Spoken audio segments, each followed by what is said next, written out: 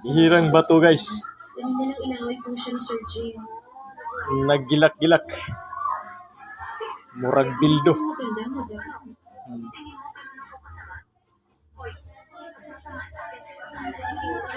Kung bibiyakin to, parang bildo.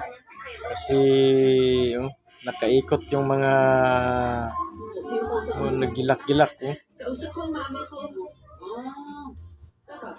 Nasa ibang sulat na Ibang klaseng bato. agency? Nakukuha ko to sa dagat.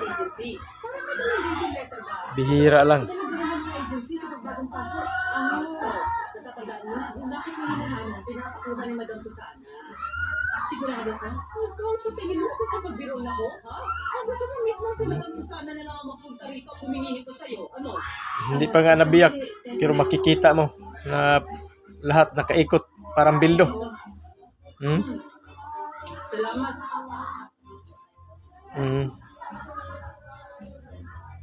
Ibang klase. Tinayin niyo guys. Hindi yan nilagyan ng oil ha. Maganda talagang klase ba to? Pag ginaganon mo na ko, tingnan mo. Tulad nito. Ganon din.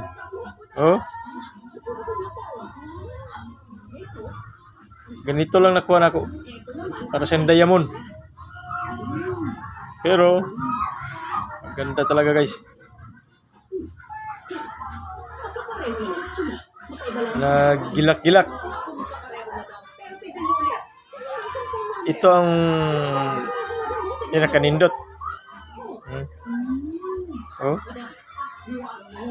Ginaganon mo sa ilaw. Makita mo lang nakaikot. Parang bildo. Napakaganda. Siguro pag nabiyak to, crystallize to. Kasi lahat pag iniikot mo, makikita mo talaga.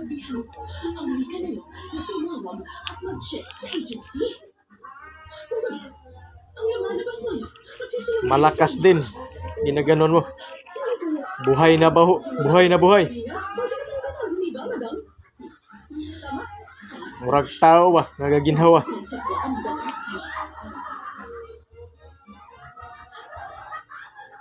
Madam Susana, Ate Mel. Bihirang bato. Bigay po sa ating inang kalikasan. Thank you for watching guys.